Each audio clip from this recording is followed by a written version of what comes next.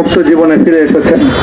আলহামদুলিল্লাহ। সর্বশেষ আজ আমার মুক্তির মধ্য দিয়ে 2021 সালে হেফাজতে ইসলাম বাংলাদেশ এবং এদেশের আলেম সমাজের উপর ইতিহাসের অন্যতম এক গভীর ষড়যন্ত্র এবং চক্রান্ত নির্যাতনের যে শৃঙ্খলার পরিচালনা করা হয়েছিল, তার আজকে একটি প্রাথমিক অধ্যায়ের পরিসমাপ্তি ঘটল। আমরা স্পষ্ট ভাষায় বলতে চাই, আমাদের উপর জুলুম করা হয়েছে, আমরা নির্যাতিত, অন্যায়ভাবে আমাদেরকে কারারুদ্ধ করা হয়েছে, বুলেটের আঘাতে আমাদের ভাইদেরকে হত্যা করা হয়েছে। আমরা যখন আমাদের সন্তানদের লাশ এবং তাদের রক্তমাখা বুলেট বিদ্ধ সেই মরদেহকে সামনে রেখে আমরা যখন আমাদের ন্যূনতম প্রতিবাদটুকু উচ্চারণ করতে গিয়েছি, তখন আমাদেরকে কারারুদ্ধ করা হয়েছে, আমাদেরকে নানাভাবে নিষ্পেষণ করা হয়েছে, আমাদেরকে জনগণ থেকে বিচ্ছিন্ন করার সব ধরনের অপচেষ্টা চালানো হয়েছে।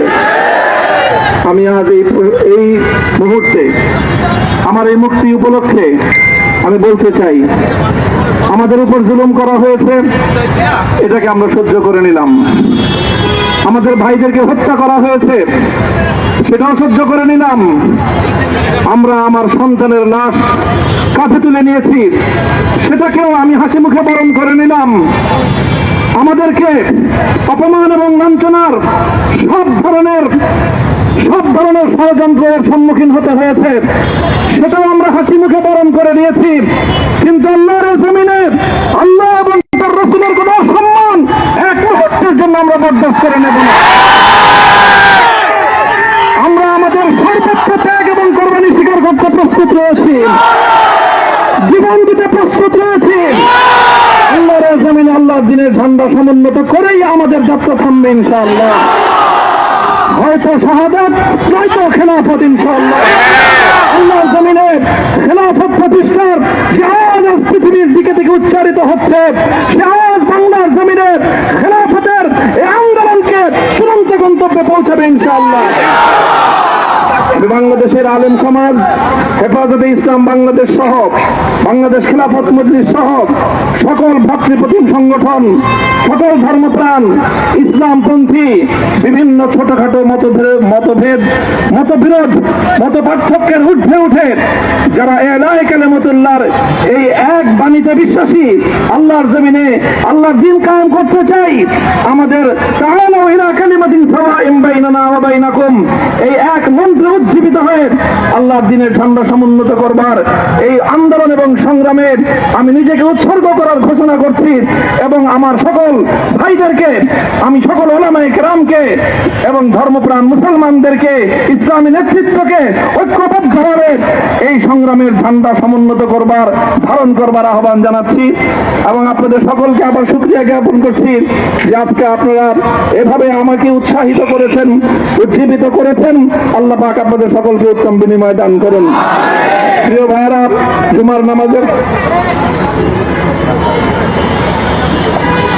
জুমার নামাজের একেবারে ঠিক আগ মুহূর্ত, এখন সব মসজিদগুলোতে জুমার প্রস্তুতি চলছে। আমরা এখন এখানে খুব সংক্ষিপ্ত দোয়ার মাধ্যমে আমাদের আজকের এই প্রোগ্রামের সমাপ্তি ঘোষণা করব।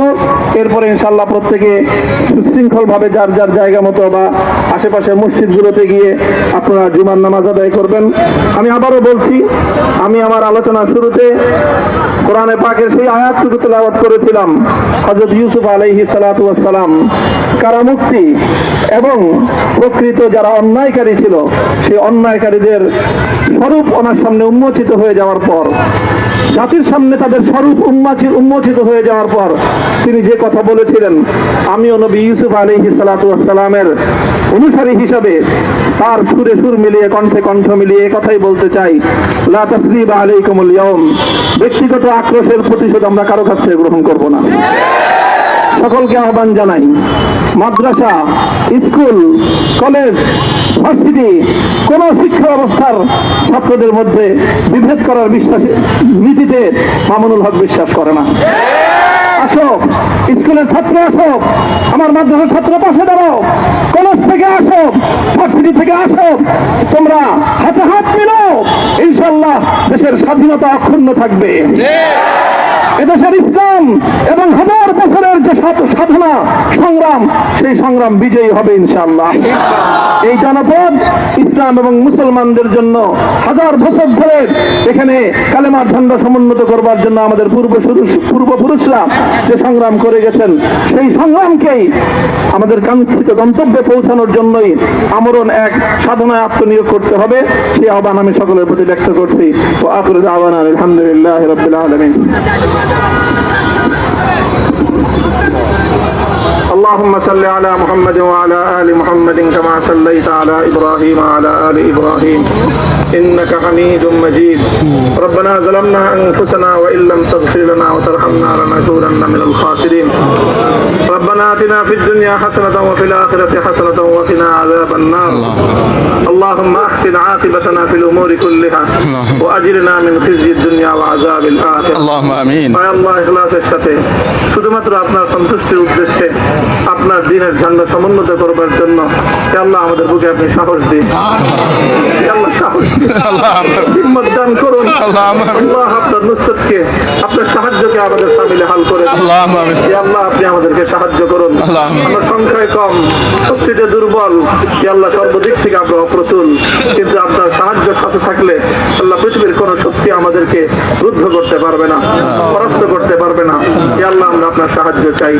হে আল্লাহ জালিমের জিন্দান খানাগুলোতে সারা বিশ্ব জুড়ে অসংখ্য মুজাহিদিন, অসংখ্য মুসলিম সংগ্রামী, তারা দিনের পর দিন, মাসের পর মাস, বছরের পর বছর মানবেতর মজলুমিয়তের জীবন যাপন করছে। হে আল্লাহ সকল মজলুমদেরকে আপনি মুক্তির ব্যবস্থা করেন। হে আল্লাহ তাদের মুক্তির জন্য যথাসাধ্য ভূমিকা পালন করার তৌফিক আমাদেরকে, পুরা উম্মাহকে আল্লাহ আপনি দান করুন। সাল্লাল্লাহু তাআলা আলা খায়রি খালকিহি মুহাম্মদ ওয়া আলা আলিহি ওয়া আসহাবিহি আজমাইন। হে আল্লাহ হেফাজতে ইসলামের সংগ্রামে 60,000-এর আমার যে ছাত্র, সে সন্তানগুলো শাহাদাত বরণ করেছিল। ব্রাহ্মণবাড়িয়ায় আমাদের যে সকল ভাইয়েরা, সন্তানেরা শাহাদাত বরণ করেছিল। শাপলা চত্বরে আমার যে সকল ভাইদের রক্তে ঢাকার রাজপথ রঞ্জিত হয়েছিল। হে আল্লাহ এই শাহাদাত গুলোকে তুমি কবুল করো। আল্লাহ রক্তের বিনিময়ে এই জমিনকে তুমি তোমার দ্বীনের ঝান্ডা সমুন্নত করবার জন্য তুমি কবুল করো। সাল্লাল্লাহু তাআলা আলা খায়রি খালকিহি মুহাম্মদ ওয়া আলা আলিহি ওয়া আসহাবিহি আজমাইন। সুবহান রাব্বিকা রাব্বিল ইজ্জাতি আম্মা ইয়াসিফুন ওয়া সালামুন আলাল মুরসালিন ওয়ালহামদুলিল্লাহি রাব্বিল আলামিন।